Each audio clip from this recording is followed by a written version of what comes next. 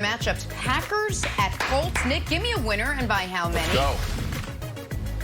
Listen, be careful, America. This is one of those lines, looks too good to be true. Packers getting points. They're the better team. Phillip Rivers is 100 years old. You always got to be cautious there. I'm going to ignore all of my own advice there. Packers by 4. Packers by 4. Grab 2 points as well. Packers by 4 is my pick, Brandon. Oh, my goodness. So you're doubling down with this Phillip Rivers trash talk. Look, he texted me yesterday. Yeah. He really didn't text me. He texted me yesterday, said, hey, will you let Nick Wright know that I heard what he had to say? Look, Phillip Rivers was playing really good last week. He looked good in the pocket. He looked quick. He looked explosive. And he made the right decision, Nick. Colts by 3. Wow. Breaking out yesterday's character. As you know, folks, the committee and Kevin Wildes projected the Colts to move up 2 spots. The league's best defense, the league's best offensive line, and the league's best tackling defense. It will be Colts by 3 as they continue their ascent up of Nick Wright's committee. If the Colts lose, that character has to be retired. That voice and character has to be retired if the Colts lose. It's the worst character you can. Wildly amusing. Why don't you do this? Why don't you get your picks in before kickoff on Sunday for free for your chance to be a millionaire? For much more information, that's good, Wilds. You can head to the Fox Sports app. We're going to move on quickly. Now talk a little forward things first. Here we go. My guy, Brandon, you're up first. You love 5th overall pick, Isaac Okoro's draft night surprise. That's right. Hey, look, we're in the holiday season. A lot to be grateful for. You got to think about it. A lot of dreams came true last night. This is what it's all about.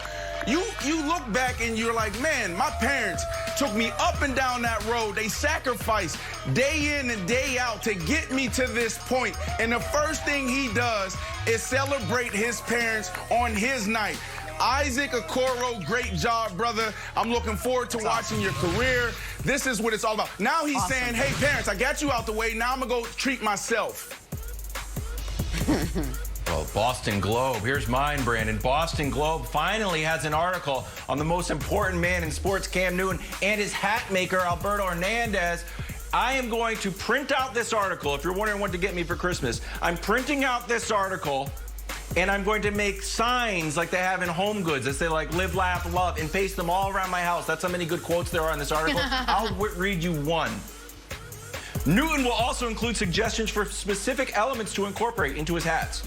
In Week 7, for example, inspired by his new interest in gemstones, Newton asked Hernandez to add a small leather box to the back of his fedora so that he could store the stones inside.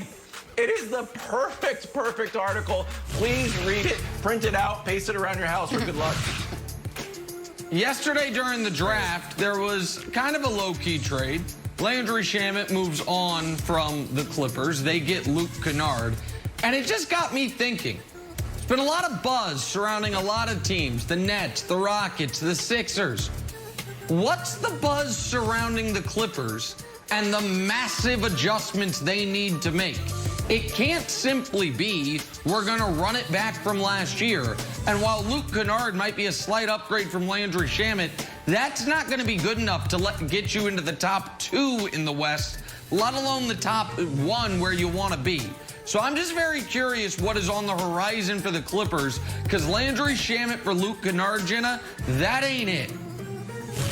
I was going to say, that ain't it. That ain't it. Hey, not to be lost in all this NBA drama. You guys haven't heard this. This was a pretty big story. Stanley Cup champ Braden Holtby, he went and signed with the Vancouver Canucks. So what do you do when you go to sign somewhere else? You pack your bags, you pack your pets, and you head due north, in this case, to Vancouver. So why isn't Braden in Canada right now? Because Braden and his bags and his 2 pets are at the Canadian border. Why? Because his 2 pets are 2 tortoises, Honey and Maple. He didn't have export papers from the Fish and Wildlife Service for his 2 tortoises. Not 1, 2. You can't just go into Canada with 2 tortoises. That's just not something you do. You got to get all your papers in line, and then you enter yourself into Canada. So as we speak this morning, our guy Braden is not at home with his wife. He is at the Canadian border trying to muscle up some Fish and Wildlife papers. Those things can grow to be 150 years old. Well, you got 1. You're like, what am I going to do with 1 tortoise? Moving on to the only undefeated team in the NFL, the Steelers, sitting pretty at 9-0. Ben Roethlisberger was asked about the importance of going undefeated the rest of the way. He said the right thing. He said this: the goal is not to go undefeated. The goal is to win a Super Bowl. Brandon, any chance at all you think it would be a good thing for the Steelers to lose at least once, one game, one time before the playoffs? And if so, why?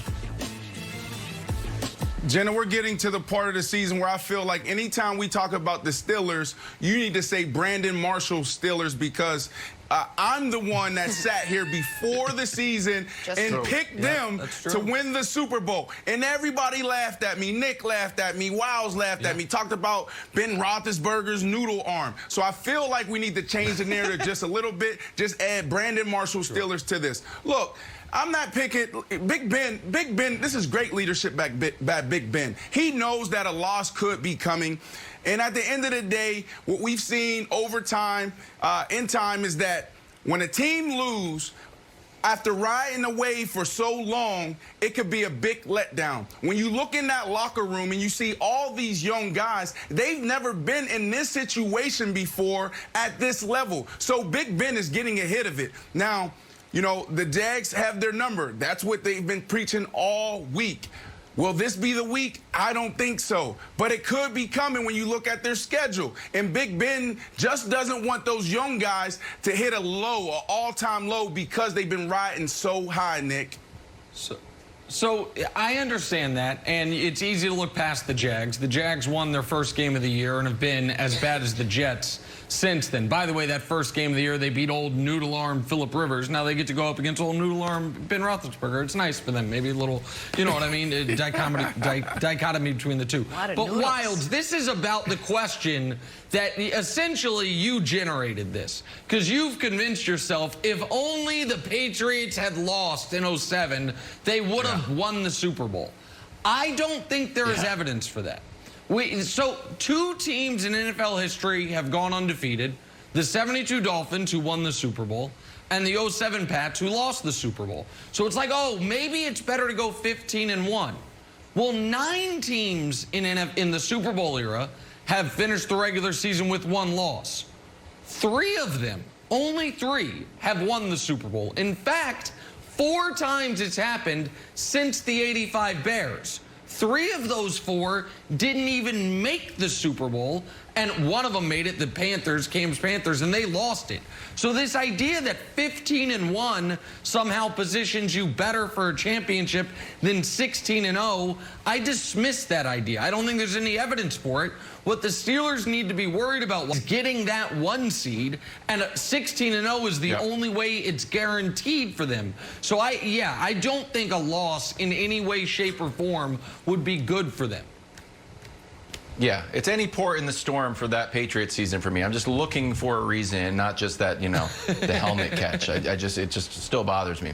All right, so the question for you is this, Nick, since it would probably be about your Chiefs. What if the bye is locked up? What if the Chiefs lose another game? The bye is locked up. The Steelers have the Browns, so that's a whole nother thing. Maybe the Browns are fighting for the playoff spot. Then, do you rest? Does Tomlin sit back and say, you know what? It's smarter for us to rest. We have nothing to play for. No, so I don't like teams personally, and Brandon, I know you hadn't been in this position as a player where, you know, you locked up the 1 seed, but you can still give us the player's perspective on it. I don't like teams resting in week 17 if they have the bye on the horizon, because I think that's too much time off. I think in what the ideal situation for the Steelers honestly would be this: that going into week 16, the Chiefs have a couple more losses. They've locked up the 1 seed, and you can rest guys in week 16 and then play them in week 17 before your bye. But that's very rare to have it locked up that much in advance. But Brandon, for a team that's rolling, I wouldn't think you would want to have consecutive weeks off if you're 14-1 or 15-0 and potentially break all that momentum going into the biggest spot of the season for you, Brandon. Yeah, I agree. If I'm the head coach, I'll probably approach it like it's preseason, the first preseason game or the second preseason game. A lot of people out there may not know, but that first preseason game, well, yeah, of course you guys know this. You guys are avid football fans. But that first preseason game, you're seeing your starters maybe take a drive or two. That second one, you want to see those starters play a half. So that's how I would approach it. Yeah, Nick, I'm with you.